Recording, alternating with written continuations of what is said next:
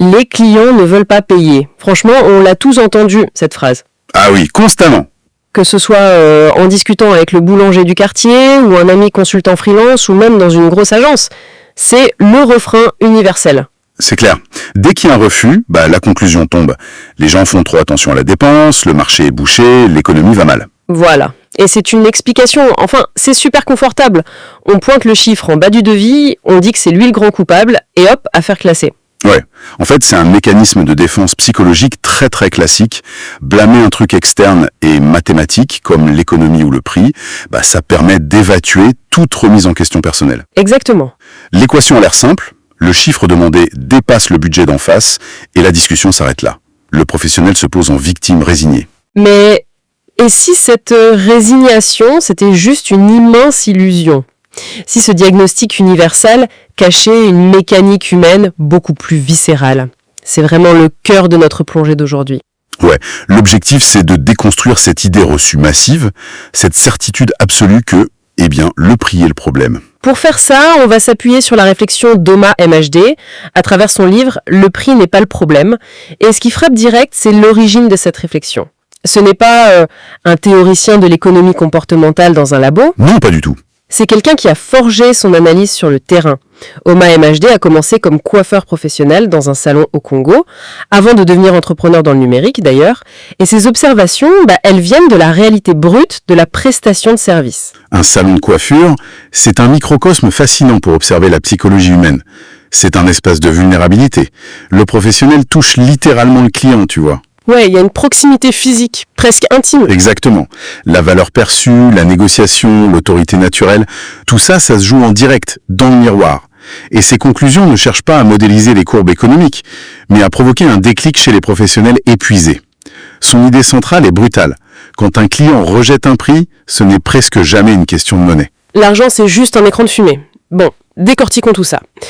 Si l'argent est l'écran de fumée, il y a quoi derrière ? En fait, l'idée, c'est qu'un cerveau humain, ça ne sait pas évaluer un chiffre de façon isolée. C'est ça. La clé, c'est ce qu'on appelle la cohérence cognitive. Quand on doit prendre une décision financière, notre cerveau cherche désespérément des repères pour évaluer le risque. Parce qu'un prix en soi, c'est abstrait. 100 €, ça ne veut rien dire tout seul. Absolument. Le cerveau scanne l'environnement. Avant même de sortir sa carte bancaire, le client a déjà acheté une posture, un sentiment de sécurité. Si l'attitude du professionnel envoie des signaux de doute, le cerveau perçoit une dissonance. Et comment il rationalise cette peur ? Il dit juste « c'est trop cher pour ce que c'est ». C'est fou. Attends, ça me fait penser à une analogie. Prenons un restaurant étoilé. Tu prévois un budget, disons 150 € par personne. Tu as accepté le tarif avant d'arriver. Ouais, le contrat psychologique est signé. Voilà. Mais sur place, l'accueil est chaotique. Tu es assis sur une chaise en plastique, bancale, le serveur est en panique. L'assiette, techniquement, sera peut-être digne d'un grand chef, mais au moment de payer... La frustration est totale. Exactement. Les 150 € passent mal. Le prix n'a pas bougé, mais l'environnement n'a pas construit la valeur attendue. C'est perçu comme une arnaque. Ce qui est fascinant ici, c'est le fonctionnement de nos heuristiques de jugement. Nos raccourcis mentaux, quoi. Face à l'assiette complexe, on ne sait pas évaluer le coût des ingrédients. Alors on évalue ce qu'on comprend. La chaise, la lumière, l'assurance du serveur. Et si ça flanche, la valeur de l'assiette s'effondre avec. Complètement. Le rejet du prix arrive toujours quand il y a un vide autour de ce prix. L'erreur des pros, c'est d'attribuer le refus à l'avarice du client. Mais non, c'est le système du professionnel qui est jugé et rejeté. D'accord, mais du coup, ça soulève un gros problème sur le terrain. Si ce rejet n'est qu'un symptôme, comment les pros réagissent ? Souvent, ils paniquent. Le client dit non et hop, le professionnel baisse son tarif par réflexe de survie.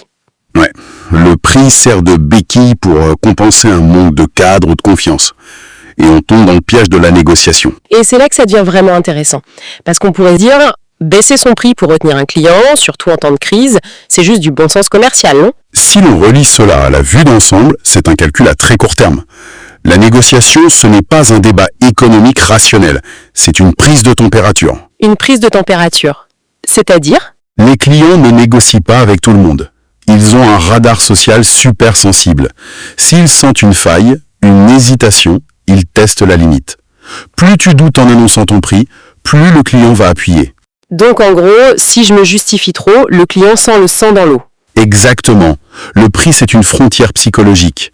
Si tu la laisses tomber sans stratégie, tu envoies le message que toutes tes autres frontières peuvent tomber aussi. Les horaires, le respect, tout. Ah oui, le client qui a eu son rabais va t'appeler le dimanche soir et demander des retouches gratuites. Voilà, le système devient instable. C'est pour ça qu'un client va refuser ton prix, mais ira payer le double chez un concurrent quelques semaines plus tard. Ah ça, c'est le truc qui rend dingue les indépendants, hein. Le fameux « je n'ai pas le budget » et hop, il signe plus cher ailleurs. Parce que chez le concurrent, il y a une évidence, une autorité naturelle. Le client n'essaie même pas de négocier. Là où il y a de la clarté, il n'y a pas de débat. C'est génial. Donc, pour éviter que cette frontière s'effondre, il faut une structure solide. Et ça nous amène à la différence entre l'amateur et le professionnel mature. Tout à fait. Et ça n'a rien à voir avec les compétences techniques. Tu peux avoir 20 ans de métier et réagir comme un débutant face à la question du prix. Ouais.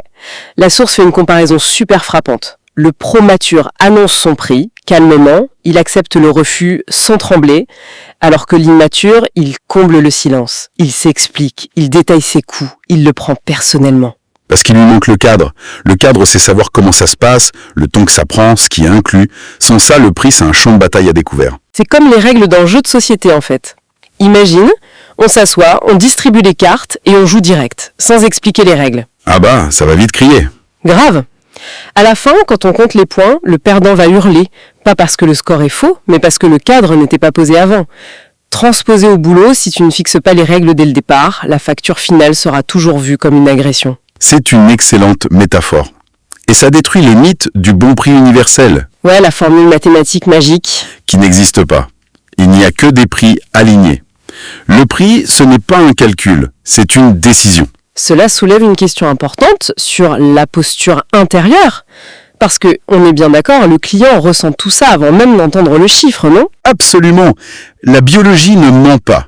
Si tu annonces un prix auquel tu ne crois pas, ta voix tremble, ton regard fuit. Ton système nerveux réagit. Et le client, son cerveau archaïque, décode ça comme un danger. Il se dit, si cette personne est terrifiée par sa propre valeur, comment elle va régler mon problème ? Exactement. Le pire prix, c'est celui qui est annoncé en tremblant. C'est pour ça que la nature du prix change complètement quand tu l'assumes. Il passe d'un appât à un filtre. C'est un renversement total. Normalement, on se dit, mon prix doit attirer le plus de monde possible. Mais là, l'idée, c'est que le prix doit repousser les mauvais profils. Ouais, il sélectionne et protège ton énergie. Baisser ses prix, ça fatigue beaucoup plus que de travailler. Comment ça ? L'effort reste le même, non ? Non, parce que la fatigue chronique vient du désalignement, pas de l'effort physique.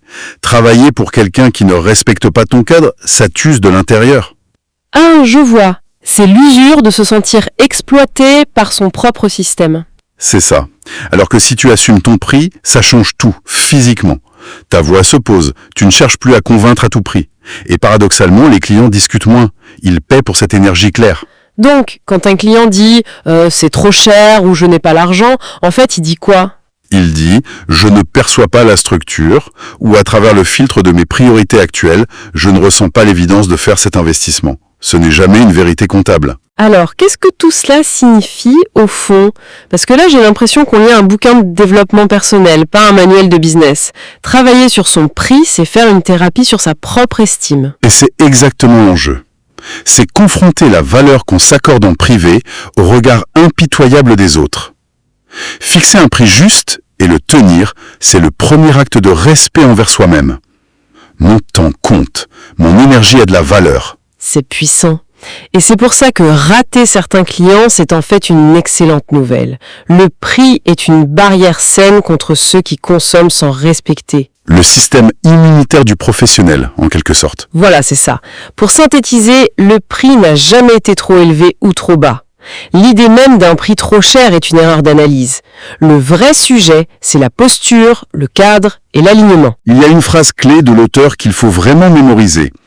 Ton prix est un miroir. Ce qu'il reflète, c'est toi. La valeur qu'on t'accorde de l'extérieur est le reflet exact de la valeur que tu t'autorises à exiger. Et ça ne s'applique pas qu'aux freelances ou aux coiffeurs, ça touche tout le monde. Négocier son salaire annuel, faire respecter ses horaires par un manager toxique, ou même mettre des limites dans sa vie perso. On est toujours en train de fixer le prix de notre disponibilité et de notre énergie. Exactement. C'est une question d'intégrité structurelle. Mais d'ailleurs, ça m'amène à une réflexion finale, un peu provocatrice pour ceux qui nous écoutent. Si notre prix est ce fameux miroir de notre posture intérieure, que se passe-t-il si on décide de changer radicalement de cible? Genre, multiplier ses tarifs par 10 pour toucher un milieu ultra exigeant, mais sans avoir fait ce travail de fond sur son propre alignement émotionnel. Ah, Est-ce que le miroir peut maintenir l'illusion? Ou est-ce que sous cette nouvelle pression, il risque tout simplement de se briser de l'intérieur? Je crois qu'on a tous de quoi méditer là-dessus.